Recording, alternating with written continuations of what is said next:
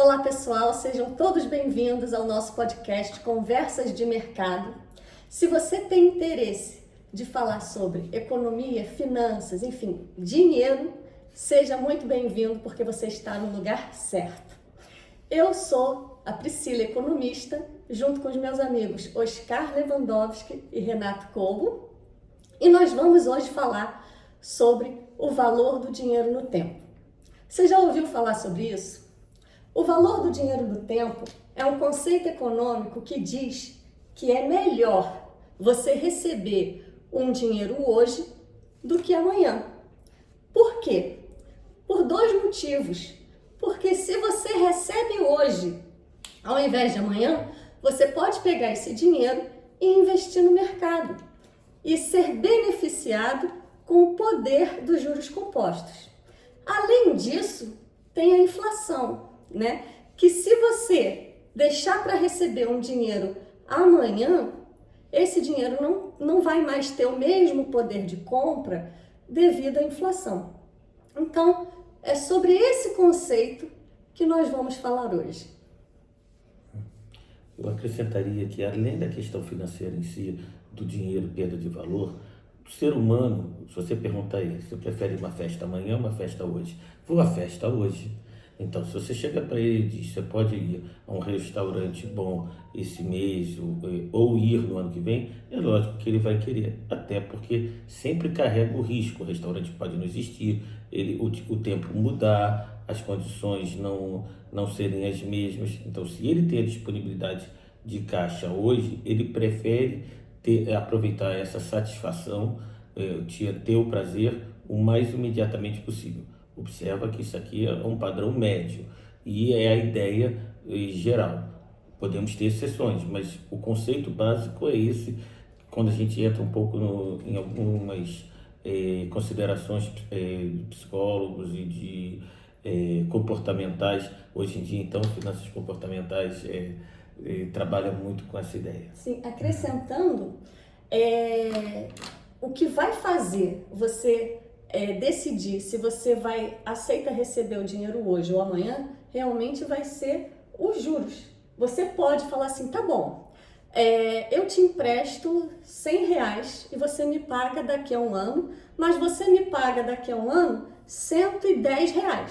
Aí eu decido se eu prefiro ganhar R$100 hoje ou 110 amanhã. É a mesma coisa, né? O mesmo raciocínio do que você falou, que o ideal é a gente sentir o prazer hoje, né? Ainda mais no mundo da internet, que a gente está mais imediatista, é tudo hoje, é tudo para ontem, nem hoje mais, né? Então, é importante a gente ter noção desse conceito de valor do dinheiro no tempo para a gente decidir se a gente quer consumir hoje ou se a gente aceita consumir amanhã. Por exemplo, tem gente que prefere juntar o dinheiro de uma viagem e só viajar depois que tiver todo o dinheiro, né? Aceita ter esse prazer lá no futuro. Agora, outros preferem viajar hoje e pagar os juros de uma viagem financiada. Por quê? Ele aceita pagar esse preço para ter esse prazer imediato. E eu não estou aqui querendo dizer se está certo ou se está errado. O nosso papel aqui é te mostrar o valor do dinheiro no tempo. Pode ser que você prefira pagar parcelado e pagar com juros, usar os juros compostos contra você, né? Mas para você ter o prazer hoje. Ou então, não, você vai juntando o dinheiro da viagem e tem o prazer lá no futuro. A escolha é sua, só que tem que ser uma decisão consciente. Perfeito. Né? Perfeito. Bom, sobre o que mais a gente pode falar sobre esse assunto? Como é que a gente mensura isso? De onde que vem os juros? Entendeu? Pode falar. Tem uma formulinha básica, né, para você saber o valor do dinheiro no tempo, né? Que você vai precisar saber a taxa de juros, que aquele dinheiro vai estar sendo remunerado ao longo do tempo, que é valor futuro é igual ao valor atual vezes I mais I elevado a N, né? é básico, você pode calcular. Como eu falei, né? Você paga 10%. Aí você vai ver quanto vai ser o valor futuro, sendo que a taxa de juros, que é o I, vai ser 10%. Porém, a gente não está considerando a inflação nesse caso. A gente precisa também saber qual vai ser a inflação no período, né? Para a gente saber se aqueles juros vai estar, pelo menos, mantendo o poder de compra daquele dinheiro. Esse mesmo juros pode servir para a gente jogar para o futuro na forma de uma capitalização que a gente usa. Então, qual é a taxa que está capitalizando? É um termo técnico que agora todo mundo...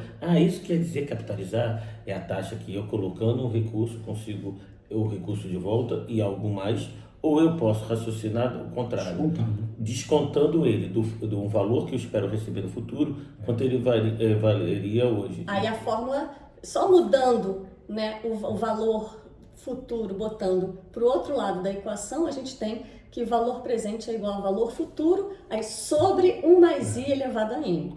Lembrando que essas duas fórmulas são de juros compostos, porque em finanças a gente não considera os juros simples. Raramente a gente usa juros simples, né? Aqui, no valor do dinheiro do tempo, a gente usa sempre as fórmulas de juros compostos.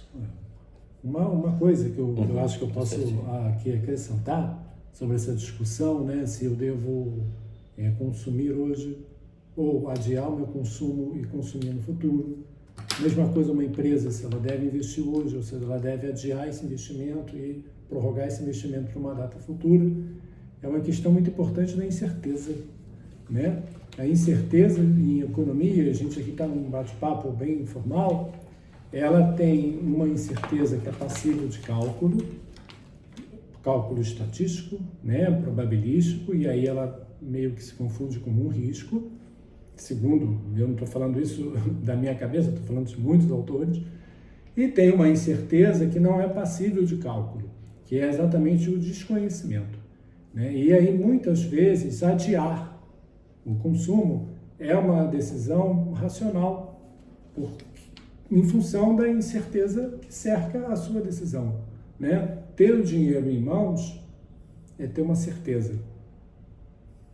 Abrir mão do seu dinheiro é abrir mão dessa certeza em troca de alguma coisa que você espera ganhar no futuro, e aí, como disse o Oscar, você vai capitalizar esse valor, vai jogar esse valor para frente, Então, vou abrir mão de R$1 para aplicar esse R$1 a uma taxa que me dê, numa data futura, sei lá, 10%, 20%, me dê R$1,10 ou R$1,20. Agora, envolve um risco, E aí a gente acaba entrando na área profunda de investimento, Porque eu posso emprestar meu dinheiro para um agente que tem capacidade de criar impostos e de emitir moeda, portanto os riscos diminuem bastante, mas eu posso emprestar o dinheiro para um agente que não tem capacidade de criar impostos, não tem capacidade de emitir moeda, portanto tem um risco muito maior. Posso emprestar ainda para uma pessoa que não tem capacidade de emitir moeda, não tem capacidade de criar impostos e tem um histórico pesado de dívidas, Tem uma fama muito ruim. Eu posso até emprestar para ele, mas eu vou querer receber bastante, Então, essas decisões financeiras, elas são sempre muito baseadas nisso. O valor presente, quanto que eu preciso investir para ter R$1 lá na frente, ou, de forma contrária, para eu ter R$1 lá na frente, quanto que eu preciso investir hoje, que é a taxa de desconto que o Oscar falou. Então, para eu ter R$100 no dia 15 de dezembro de 2030, quanto que eu preciso investir hoje? Sim. Isso que o Renato está falando, duas questões que nos ajudam.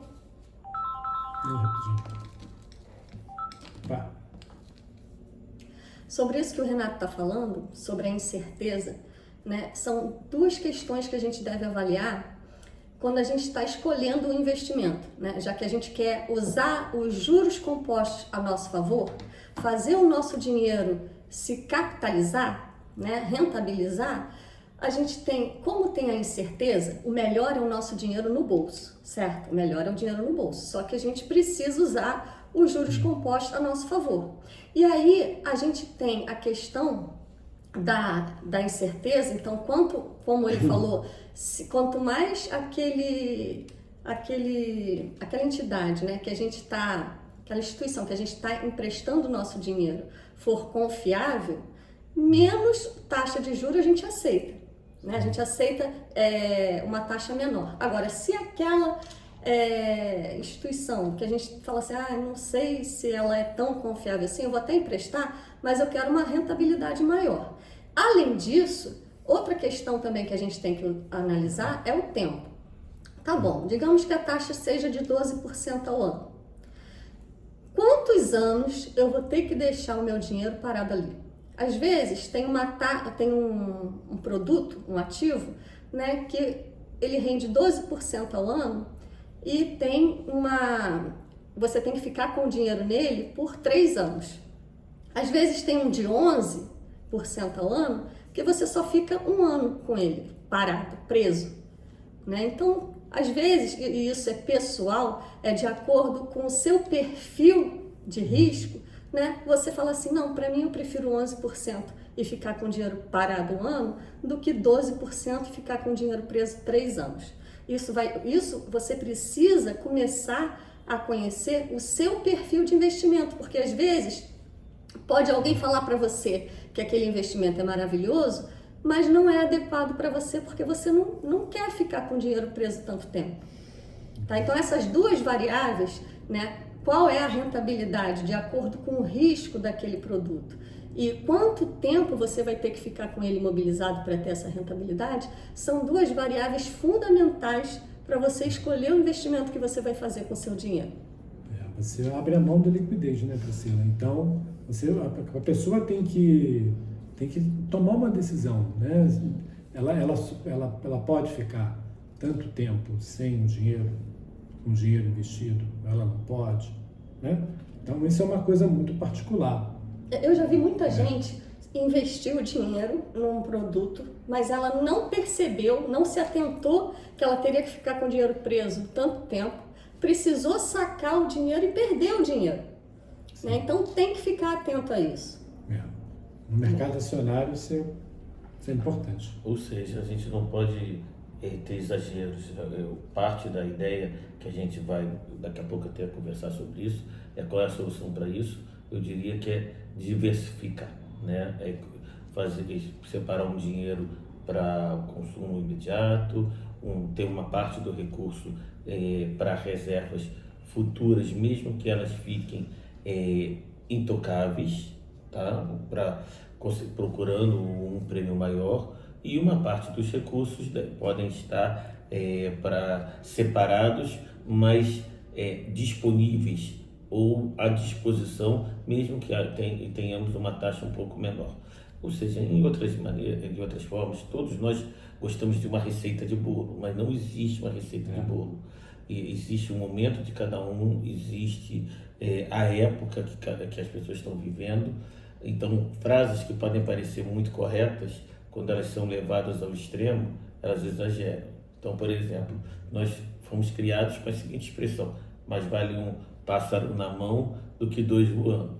Mas se uma pessoa consumir todos os seus recursos hoje, ou deixar todos os recursos à sua disposição, e ele não estiver consumindo, ele está perdendo a oportunidade que teria caso deixasse ele ficasse um pouco menos líquido, mas tivesse reservado ele para um consumo com uma data futura. Afinal de contas, do mesmo jeito que existe ditado, não mais vale um pássaro na mão do que 2 voando, nós temos a recomendação para todo mundo, você tem que lembrar que existe o amanhã, tá? E muitas vezes, por impulso, por estratégia, como a Priscila falou, no mundo moderno, de excesso de consumismo ou de muitas atrações, muitas vezes as pessoas falam, no futuro eu vou pensar nisso, no futuro eu vou pensar nisso. Mas para ele pensar que no futuro, ele tem que ter aí gradativamente abrindo mão. Ou está dizendo, isso aqui eu estou reservando para possibilidades. Observa que muitas são coisas que nós queremos e outras são possibilidades que podem acontecer independente da nossa vontade. Então, exemplo do que todo mundo quer. Todo mundo quer viajar no final do ano, todo mundo quer, em algum momento da vida, fazer uma celebração, seja um casamento, seja uma formatura, seja um aniversário dos filhos, mas então teria que estar planejando isso, por um lado. Agora, existem também situações que são indesejáveis, mas as pessoas têm que estar prontas. Então, uma parte é para reservas, porque essas possibilidades que quando elas parecem remotas, a gente não se prepara. Mas hoje em dia, depois que o mundo viveu os acontecimentos do início dessa década, eu diria que estão cada vez tem maior consciência, principalmente no mercado brasileiro que não tinha, que precisamos ter uma proteção. Podemos perder o emprego a qualquer momento, podemos ter algum parente que necessite de cuidados médicos, podemos ter mudanças do local para morar, ou seja, necessidades que podem surgir, mas que nós devemos estar prontos para elas.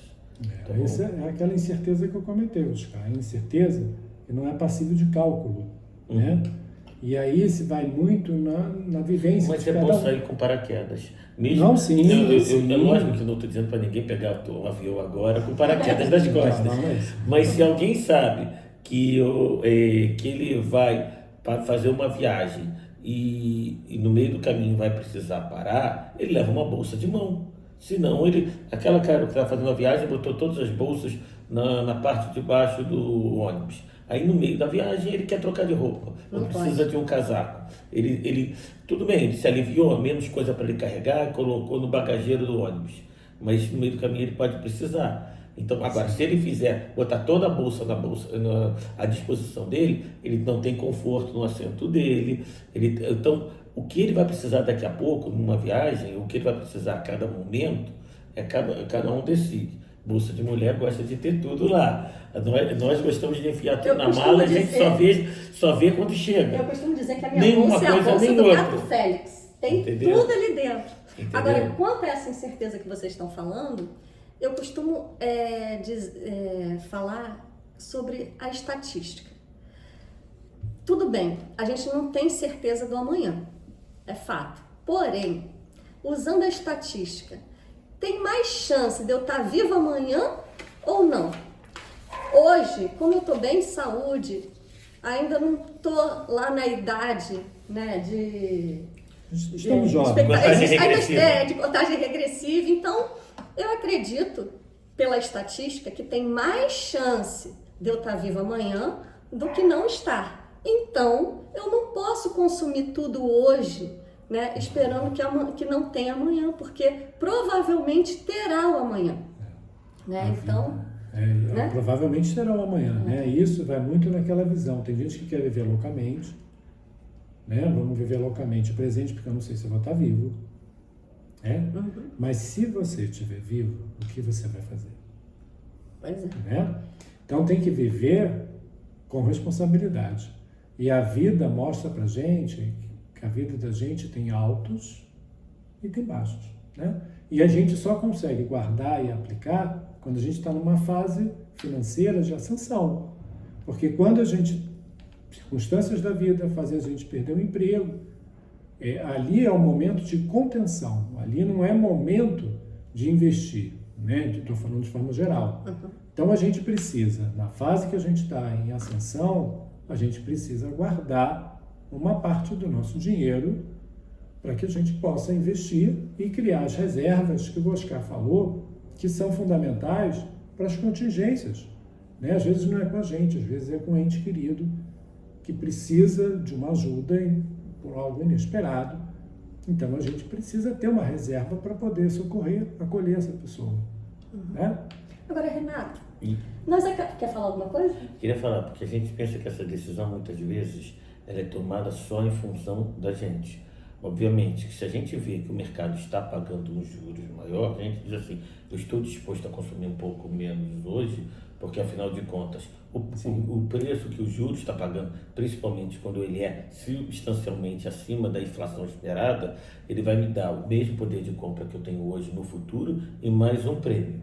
Então, nesse caso, quando os juros estão altos, as pessoas reduzem o desejo de consumir e acabam tendo, não diria o desejo necessariamente de poupar, mas de criar reservas ou dizer assim, ó, eu prefiro consumir amanhã um pouco mais porque eu vou conseguir com a perspectiva de um juros maior. Do mesmo modo, quando os juros caem, você tem as pessoas pensando de forma oposta. O que eu quero dizer com isso?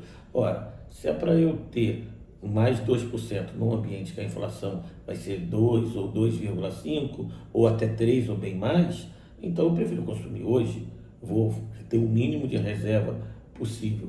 Nem que para ter essa reserva eu tenha que abrir mão então da liquidez e colocar em algo que eu não vou nem encostar. Mas se você disser assim, para ter essa correção próxima à inflação, acima da inflação, é necessário você abrir a mão da liquidez. Muitas vezes acontece assim. Isso do lado do consumo fica muito claro, porque nós sentimos. Será que as empresas têm a mesma sensação? Sim, elas também adiam as suas decisões de investimento em função do ambiente de juros. E quando eu falo juros, não estou falando só do número, eu estou falando do número acima da inflação. Ou seja, são dois números. A questão aqui é o que a gente chama, como o Renato já nomeou aqui, de taxa real. Ora, as empresas estarão mais dispostas a fazer seus investimentos se acreditarem que seus retornos terão taxas reais substanciais. Entendeu? Uhum. Falando sobre isso que o Oscar citou, né? Se eu tenho falando de empresa, né? Digamos que eu seja uma empreendedora, né? Quero investir na minha empresa. Aí eu vejo que tem um CDB que vai me dar uma rentabilidade de 12% ao ano sem eu fazer nada. E no investimento que eu tenho para minha empresa, ele vai me dar um retorno de 8% ao ano, com o risco de não dar certo, né? O que eu vou fazer? Eu vou investir? Não é o momento de investir. Eu prefiro aguardar, deixar o dinheiro lá no CDB, né? E quando a taxa de juros cair, né, eu aproveito para fazer esse investimento na minha empresa. Agora, eu quero retornar ao assunto que o Renato falou de que nós somos jovens. Eu concordo que nós somos jovens, mas eu quero fazer uma pergunta para o Renato sobre aqueles mais jovens que nós, entendeu? Que estão assistindo o nosso podcast agora e que tiveram uma noção sobre o valor do dinheiro no tempo e querem começar a investir. Quais são as dicas que você daria? Então, eu acho que você deve criar um boletozinho fictício. E nesse boleto fictício que você vai pagar para você vai então começar a depositar, né, a criar uma poupançazinha pequena e vai, mais do que isso, adquirir esse hábito, né, de procurar guardar sempre uma parte da sua renda corrente, né, do seu salário, da sua bolsa. E à medida que a sua renda for crescendo, então você vai aumentando essa parcela, até aumentando em termos proporcionais. Se você guarda 10% e você ganha R$1.000, então 10% de 1.000 é 100. Mas a vida vai crescer, você vai melhorar, e aí você vai ter um salário de 20.000.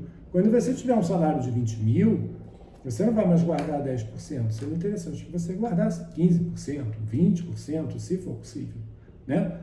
E aí, esse dinheiro que você vai estar guardando, você vai separar uma parte para gastos imediatos, para as reservas, para contingências da vida, e uma outra parte você vai aplicar. E você vai ter que buscar aplicações que te dêem um retorno acima da inflação, né? Que te dê um retorno, que te dê uma taxa real, a gente falou aqui, uma taxa real de juros, positiva, né? E aí, quais são os investimentos que você vai fazer? O Oscar falou aqui, não tem uma receita de bolo, né? Você terá que, de tempos em tempos, mexer na sua carteira, ou seja, trocar de posição. Por que você vai ter que fazer isso? Porque você está num ambiente econômico instável e dinâmico. Se você tivesse numa economia que tudo fosse muito previsível, eu, o Oscar e a Priscila passaríamos a você uma fórmula para você calcular. Para você se aposentar, então, com uma renda extra, sei lá, de 20 mil reais, você precisa investir hoje X. Se a gente der essa fórmula para você, não somos nós que vamos errar. A dinâmica da vida vai atropelar nossa fórmula, né? E vai exigir, então, que a gente refaça esse cálculo de tempos em tempos. Então, primeira coisa é isso. Não existe fórmula mágica. A segunda coisa, você vai ser obrigado a mexer na sua carteira. E terceira coisa, a gente já passou, e eu volto a dizer aqui, ter uma poupança, guardar o dinheiro, gente, para investir, é uma questão de precaução. É uma questão também de você manter a sua dignidade, eu diria, inclusive. Né? Porque a gente vive, só vou terminar aqui, Oscar. A gente vive num sistema em que você precisa ter dinheiro para ter acesso aos bens materiais. Você não precisa ter dinheiro para ser feliz, mas você precisa ter dinheiro para ter acesso aos bens materiais. Né? E aí, se você não tem esse dinheiro, vai doer. Acontece uma coisa muito interessante. A maioria das pessoas dizem assim: no final do mês eu vou ver o que sobra e o que sobra eu vou aplicar. E você falou no início que a pessoa tem que ter um boleto fictício. Um boleto fictício. Eu não diria nem fictício não, tá? Muita gente agradece que os títulos de capitalização, que por sinal normalmente remuneram mal, mas que obriga eles a ter esse tipo de compromisso. Observa que aqui você precisa de um agente externo, como um título de capitalização, que fique tirando diretamente do seu salário. E eu diria aqui que o segredo é que ele faz o que você deveria fazer no primeiro dia que recebe o salário. Porque como funciona no primeiro dia que recebe o salário? Vou pagar as contas, depois que eu paguei as contas, eu vou dar aquele presente que eu estava devendo, vou ver quais são as despesas esperadas desse mês, vou tomar um sorvete, vou fazer tudo. Aí no final ele diz: mas eu também quero manter isso aqui de reserva porque eu não sei as surpresas que eu vou ter. Alguns, hoje, principalmente os instrutores de finanças pessoais, né, o termo da moda, eles recomendam o seguinte: chegou o salário, escolhe um número. Como o Renato falou, 10%, eu diria talvez para começar não fosse 10%, fosse 5%, 1/20 do salário. Você pega ele e bota na aplicação. Provavelmente uma aplicação que você possa ter acesso não tão imediatamente, em 3 meses, mas 5%. Não mas eu sei que esse mês vai sobrar 20%. Se no final do mês sobrar 20%, você aumenta esse valor, ou você mantém ele à disposição para que aumente esse valor. Mas se você se comprometer também a inventar de colocar 20%, no mês seguinte você vai dizer: então não vou botar nada porque eu me atrapalhei. Então a recomendação é justamente o contrário. Escolha um número, seja 5, seja 10, e coloque ele antes mesmo. Muita gente diz: mas antes de pagar a conta de luz, eu não exageraria com conta de luz, conta médica, essas contas, porque elas vão te cobrar uns juros. Muita gente cai umas esparrelas dessas. Olha o grande perigo. O perigo não é ter dinheiro para a conta de luz, é o básico para despesa médica de um plano de saúde. Isso aí você tem que assegurar. Mas o grande perigo é o seguinte: eu conheço pessoas que atrasam o condomínio, atrasam a conta de luz, mas fizeram a sua aplicação porque se comprometeram a fazer. Aí estão fazendo uma aplicação que cobra deles. Olha só que interessante. Uma aplicação que paga um valor menor do que os juros que ela vai ter que pagar. Exatamente. Então, os juros por atraso na conta de luz, vamos dar um exemplo aqui, vai estar em 2,5%, 3%. Enquanto a aplicação dele, ele lutando, procurando, pesquisando, implorando, conseguiu 1 a 1,5%. Ou seja, ele vai se esforçar e vai estar perdendo dinheiro. Quando ele fala no final do mês: espera aí, que porcaria que eu estou fazendo? Realmente, uma vez paga as contas de luz, mesmo que você diga: eu vou decidir ainda se eu vou ao jantar com os amigos ou isso, aquilo, os 5% primeiro garante o jantar com os amigos, a possibilidade de um presente um pouco melhor no Dia dos Pais ou em outras feriados, né? Isso a gente pode decidir com mais cautela no final do mês, bem depois de ter usado a parcela inicial do salário.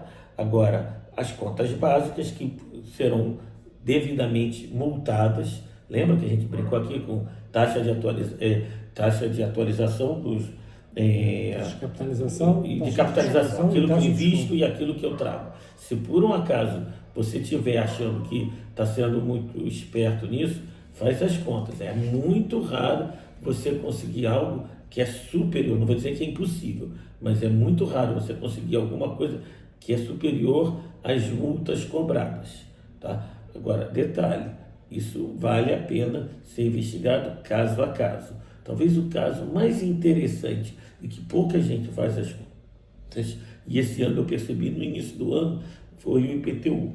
Em algumas prefeituras, de fato, valia a pena quem pudesse atualizar, ocupar o 13º e pagar com o desconto que algumas prefeituras estavam dando.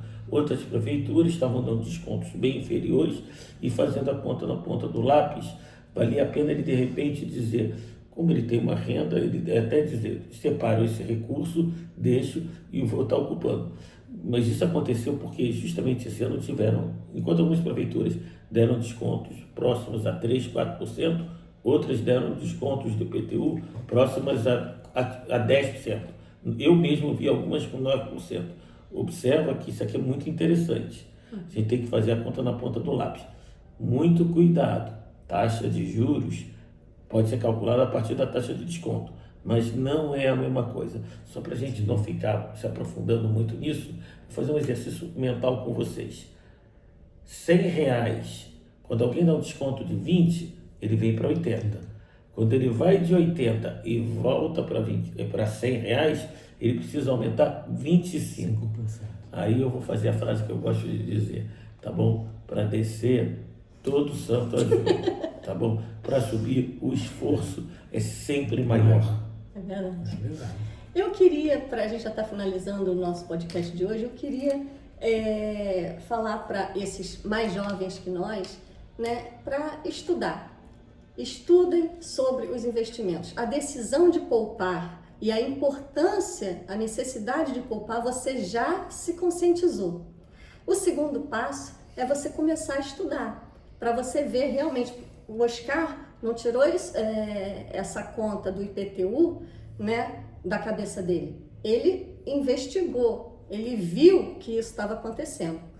Mesma coisa com os ativos. Você precisa estudar quais são os ativos que o banco está te oferecendo, ou se a corretora, se é melhor você investir num banco digital aí que tem mais investimentos. Hoje em dia, né, com essas novas tecnologias, com o mundo digital, nós temos muito mais oportunidades, né? Com o seu celular você pode investir em qualquer lugar do mundo, né? Em bancos globais, pode investir em criptomoeda, né? Não precisa ficar só no que era antigamente de CDB, que os bancos comerciais ofereciam. Mas, para isso, para você aproveitar, né, esse leque de oportunidades, você precisa estudar, porque você não pode comprar um ativo que você não conheça, tá? Querem falar mais alguma coisa? Eu sou muito feliz, gostei muito de estar com vocês, espero que vocês tenham se divertido também. Eu também, eu amo estar com esses meus amigos, né, e tudo que a gente faz aqui se divertindo, com todo prazer, para passar um pouquinho do nosso conhecimento para vocês, e até a próxima. Tchau, gente. Tchau, tchau. Tchau.